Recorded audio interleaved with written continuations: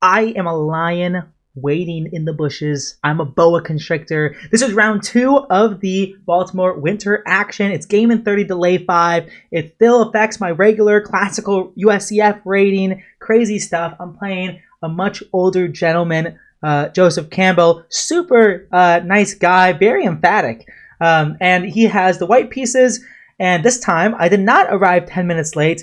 I started off with a loss against a 1480. Provisional 1480 with a FIDE rating of 1900, and now I'm playing a 1500. And he starts out with knight f3. I put a pawn in the center, and he plays c4. I never take the pawn on c4. I just play e6, and to allow a lot of transpositions to Queen's Gambit declines to happen. And he doesn't play d4 immediately. He actually exchanges on d5 first and then plays d4, but it is basically a Queen's Gambit decline exchange variation, and it transposes to exactly that. This is a very common opening that I see a lot. A lot of times the knight is not committed to f3, and a lot of times the knight actually goes to e2. But I play h6, he goes back, I play bishop e7, and he actually does something I've never seen anyone do before. He actually takes on f6. So here I actually added annotations and some comments before recording this video. This is a no engine recap until the very end. So you're going to see all of the human analysis, and then at the very end, we're going to run this game through the game review. But I've never seen this before. And so I gave this a speculative move, or interesting move, whatever you want to call it.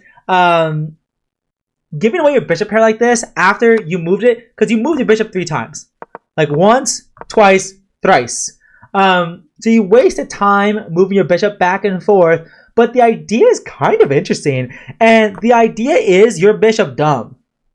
And I actually can't really argue with that argument. Like I'm going to actually have to spend time moving my bishop back to a better spot.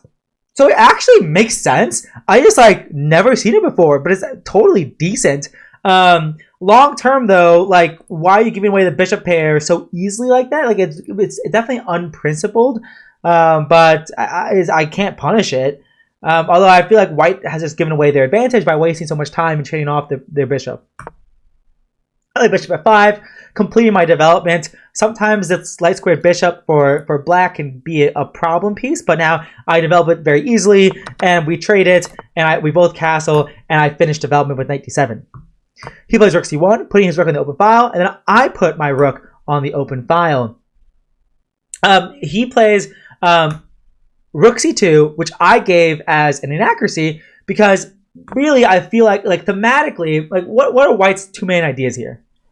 White's two main ideas in this position is to prepare the pawn to e4, pawn the break in the center, so e4.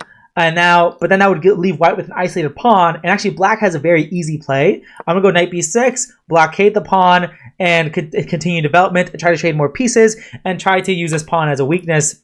Another idea white has is to launch a minority attack, and I actually think this is the much more thematic here. Like white wants to push their pawns and create pawn weaknesses for black, and that's very standard. Happens a lot in the Caracal as well, and so this feels like what white should be going for, and it's actually not super easy for me to address. Genuinely, it's not super easy. And my bishop on f6 actually isn't doing me any favors here. I actually think rook e8 might be an inaccuracy. Actually, I'm going to give it the inaccuracy thing here, because I actually think I maybe should have addressed it with a6. I think I should have had more respect for a potential minority attack and play f6 so I can meet b4 with b5, and if a4, then knight b6, and if we take, now my knight has a permanent outpost on c4 supported by both of these pawns, and it's known that black is just good here, and actually this pawn is isolated and is a huge target for me. So black is doing quite well here, but because I went rook e8, actually, I actually think after b4, it's not easy for me at all, and what I don't even know what I do. If I go a6 now, well then a4, and if b5, a5, and I cannot get my knight to c4. It's actually really difficult to get my knight to d6 to c4. So to get to d6, I have to go to c8. But to get to c8, I would have to get to e7. But to get to e7, I have to go to F8, G6, E7, C8, D6, C4. That's so long. In the meantime, he can move away his knight somewhere and actually attack my pawn and actually try to get his knight to C5, which is a huge issue for me. Like, this is not easy. This is not easy at all. So, the same plan of A6 and B5 doesn't work.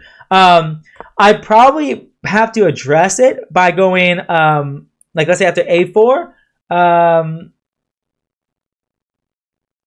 I might address it by going knight B6 here, and after B5, taking once and going A5 and having this outside passer. And like, this is probably just fine as well. Like, it's equal.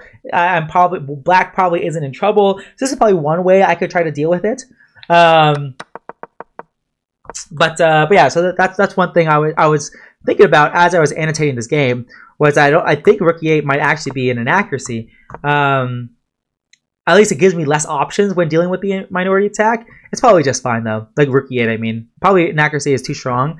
Rook c2, I actually gave that an accuracy too. Man, I'm brutal with my annotations. Well, I guess the idea is like it can double up either on the e file or the c file, but it definitely feels a bit odd to do when it's not clear where white pieces want to be. Like, more principally seems like rook d1 or even like rook e1 seems fine, or even like h3. I guess rook c2. Look, it's talking out loud. Inaccuracy also seems too harsh of a word. I'm actually gonna get rid of that. I'm too harsh on these moves. Knight b6. So I'm still preparing against the e4 pawn break. I mean, he can't do it now, but if he ever does do it, or I guess he can do it now. I don't know why I said he couldn't. I can hop my knight to d5. I can also potentially go from hop my knight into c4 and go to d6 as well. He moves his knight back to d2, and I was like, okay, now he's really preparing his pawn push. But I was like, no, he can't actually. I mean, if he does, then he just loses a pawn, which is not what he wants. And like, maybe when he can't even go f3, well, I guess he could because his pawn is defended, but it definitely feels loose. Like here, I could probably double up. Put my rook on d8, and he's still not really threatening e4 because I would just take and then take. So with check, so it's not super easy for him at all. So after I play queen d6, he plays rook d1, I play rook d8, and he moves his knight back to f3.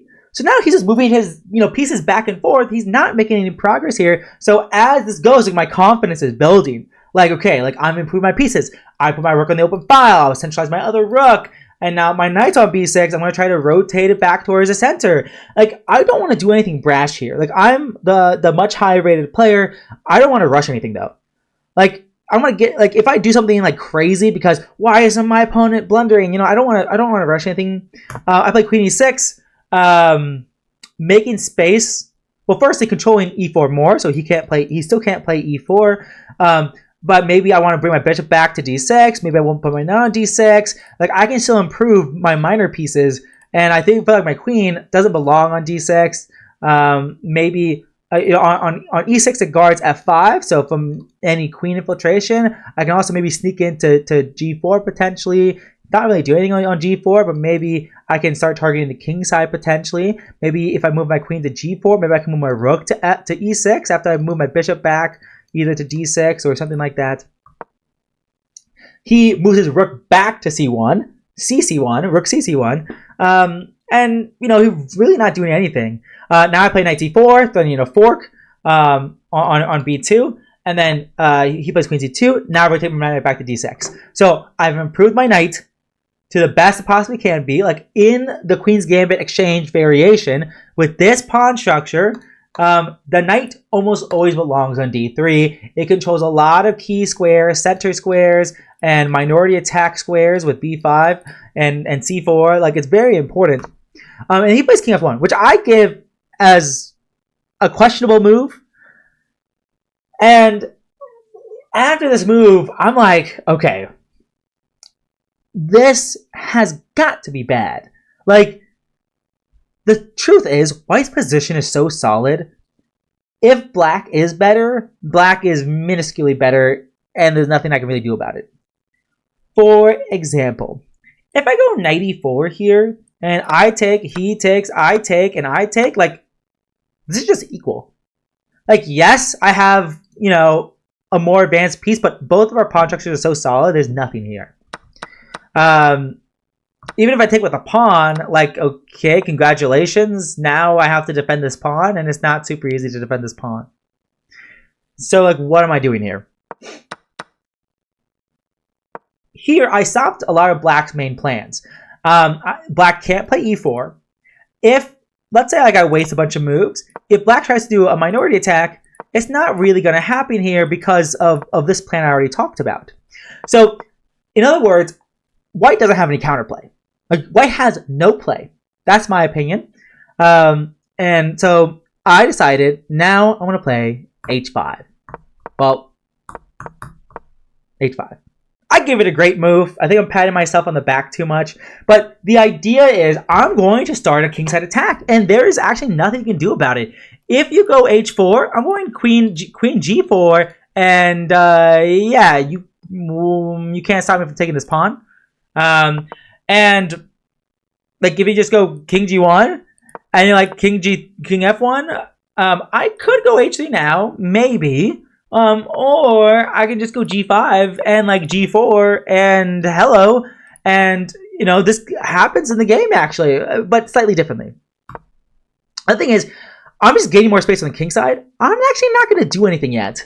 So in the game, he actually goes a4, you know, in my mind, kind of playfully. You know, like I go h5, a4 on the other side of the board. Like it feels kind of playful. And I just go h4. And I'm like, maybe I'll go h3. I'm not. Maybe I'll go g5 and g4. I do. And, you know, he brings his knight back. You know, and I'm like, these retreating moves cannot be good. But his idea is actually kind of, you know, makes sense, actually. It's to go knight f4 here, attack my queen, and defend his king. Like, it makes sense. So I go g5, which I think makes perfect sense here. It blocks out his knights, and I'm not going to rush. Like, I'm just going to play king g7, maybe put my rooks on the king side as well, then play king f8, and then continue the attack. Like, I'm in no rush. Maybe I'm going to do that. Maybe I'm not. Maybe I'm just going to double on the e-file. Maybe I'm just going to close out the queen side first and then do that stuff. I don't know. The world is my oyster. I can do whatever I want, and white can't do anything. There is no rush. So he plays knight fg1, and I was like, okay, king g7, not being patient. Rook d3, I was like, okay. Knight e4, improve my knight. He plays f3, kicking out my knight, and I did consider for a while queen f5, but I was like, what am I doing with myself? And I'm like, I don't think this is good. Like, what am I doing? Like, I was trying to figure out like something really aggressive. Nothing really worked out here. So I went back, and now I have a new weakness to attack. This e3 pawn, the f3 destabilized the defense of the e3 pawn, and I still have really good control of the e4 square. So this is something that I can gnaw on. This is something I can attack. He played knight h3. I played queen f5. He played b3, blocking out my knight from getting to c4, attacking e3, which makes sense. But I'm just going to play rook d7. You know, I'm just going to play rook d7, defending, but also preparing to double up. And I'm just playing slowly. You know, he doesn't have that much counterplay. You know, I'm just going to continuously, you know, be slow, let him stew in his uncomfortable position. Because it's not, like, what is white doing? White is just moving pieces, a lot of pieces backwards. They're defending, but their position is so solid. But they're still feeling the pressure here. I could try to break through at any moment. They got to calculate. He plays queen d2. I guess I could play g4 here. I wasn't super convinced with g4. Don't remember why exactly, but g4 is probably okay here. Like probably knight f4 would be played. I don't really know quite why I'm doing this, because the knights actually guard the king really well. So I'm not really sure if g4 is actually good. Like, I'd rather keep his knights, you know, a bit awkward. I play rook e6 and bishop d8. So now this rook on e6 can go to g6 or h6, and I'm going to rotate my bishop and attack the king. Well, I go towards the king side. He plays knight f2. I play queen g6, and I play f6 here. So he's getting. So admittedly, he did get his knight. Like, I don't even know which knight was which. Like, I think this is the g knight. I think I like rotated from like. I actually don't even know which knight this is. Like, it rotated so much to get the g4, and I did like. I think a simplest is just to play f6. I did think about like bringing the bishop back to f6, but no, it really does belong on c7. And now I can move my knight and then move my bishop and then double the rooks. Like, I still have, even though his position is so solid, I think I can still kind of like, I still have stuff to work with here. Even though he is defending quite well, and like I said, his position is very solid. I still have nothing to worry about in this position in terms of counterplay. So eventually he moves his knight around, and I'm still trying to improve my pieces. Now I double up on the rook on the e file, and now I play knight f5. And knight f5, of course, comes with the threat of h2, and like it feels like sacrifices like should work soon. Like, legitimately, like it feels like they should work. Like knight g3, like I'm like, this has got to work. Like at some point, it's got to be a sacrifice that works somehow. I'm like, I mean, if he takes here, like it doesn't quite work, but like, man, it's so close. Like his king feels so weak, but I guess the knight can go to h3 here, and he's totally fine. I guess he's in h3, f5. Yeah, position looks kind of dangerous for him actually, because here I can just take. Even though his knight is dumb and his king is weak, his position still looks solid. So, which is kind of crazy to think about. Anyways, I don't sacrifice anything. I play it slow. I'm just kind of shuffling a little bit. I play king g8. Like, maybe I'm going to move my rook to g7 or h7. And then he plays this really weird move, knight f2. I say weird because now I'm actually going to go knight h6. And now I'm like, yeah, maybe I'm going to play f5. Maybe I'm going to play g4. Maybe I'm actually going to start pushing my pieces here. And he actually gives it to me. You know, like, he could play knight g4 here. Like, this actually could totally be legitimate. Because if I do take... Well, now his hold on e4 is very... very tempting. I don't like the way I phrase that, but you get the point. Like, now I can really kind of want to play queen e4 here, attacking the pawn. If you defend the pawn, yeah, if you defend the pawn, it's not super easy. Oh, I guess I could go bishop b4 then, attacking the rook, and after you move the rook, maybe I can configure something out. It's still not super easy. Like, probably like something with like c4 could work. And now I have like everything pointed towards there. But it's still not, still not easy though. It still isn't. Like, maybe here, and maybe like now I'm really getting everything in. Although if after here, he could go here, but then I guess I take with check. Yeah. Anyways, so it's complicated. Like, maybe after knight g4, maybe I take, maybe I don't, maybe I just play f5, and I'm going to try to, you know, break with g4 maybe. Probably taking the knight there would be best if we did play knight g4, but we played knight h3, and I'm like, full send g4. So at this point, I stopped notating after bishop c7 earlier, so this is off of memory, and at this point, I'm getting pretty low on the clock. I remember playing g4 kind of in a panic because I had 17 seconds left. And he had like 25 seconds left. Like, I remember after the game, he said, like, I thought I was going to snip you on time. Like, yeah, you could have snip, snap, me on time. But he didn't. Luckily, I did not. Flag. For God knows how many times. Well, actually 5 times this calendar year. He takes, and I take with the knight. Attacking h2, and there's no way for him to defend. So he plays knight f4. Well, that's how he defends, but he doesn't because this pawn on e3 is actually pinned. So if he takes, I just win via checkmate. And so he plays h3, but and now here I don't do what I should do, which is probably I actually couldn't figure out which way to take. I was low on time and I couldn't figure out which to take. I was thinking like maybe I take like this. Maybe take it like this would be good. Because like if he takes, then I can take, and if he takes, I can like take and take. But I was like, what am I doing? I was trying to figure out like if there's any fancier ways to take. I just played bishop takes with check, and then he took back, and I took back, and then he took back, and then I took back, and then he took back, and then I pinned. And miraculously, he can't defend his rook, which is kind of insane. It's kind of insane. If he goes king f2, I'm gonna go check. Can't block with the rook because your queen would hang.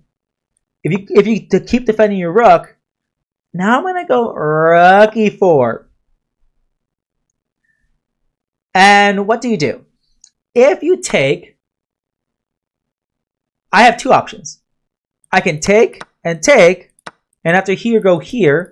And if you go here, I don't care because you can never take because I promote. Or I can just take here, and after here go check, and then go like here or something like this. Or if you go back, same difference, probably. I have to worry about you checking me and getting a draw of some kind. I do have to worry about that, but I'd probably just go here. And like, if you go here, I'm not worried. I'm just gonna go check, and like, just keep checking you until I get what I want, which might never happen.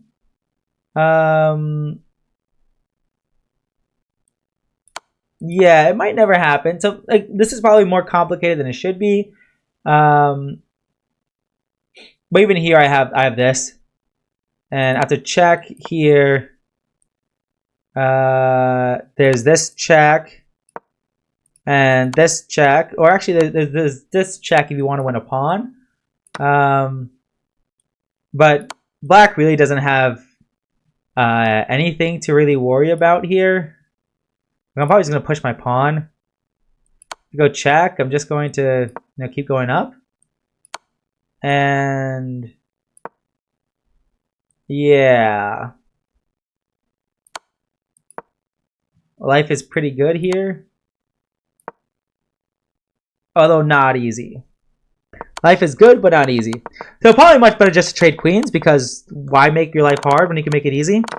Anyways, he goes queen e2. I take. And I don't think this is what actually happened in the game. I think he went here and I went here, and then like he went here and I went here, or something like that. I think that's what actually happened in the game. But yeah, that was it. So I take down Joseph Campbell Jr. and I enter round 3 with the 1 out of 2. So I'm very disappointed with myself already with that first round loss, but with this, I guess it was a very interesting game, and like really, it's just like, how do you break through when someone's playing so passively? When someone's playing so passively, but the structure is solid, like how do you break through? And this time I was able to break through, but maybe against a stronger opponent I wouldn't be able to. Anyways, I'm gonna call it there. I'll hit the game review. See you guys in the next one.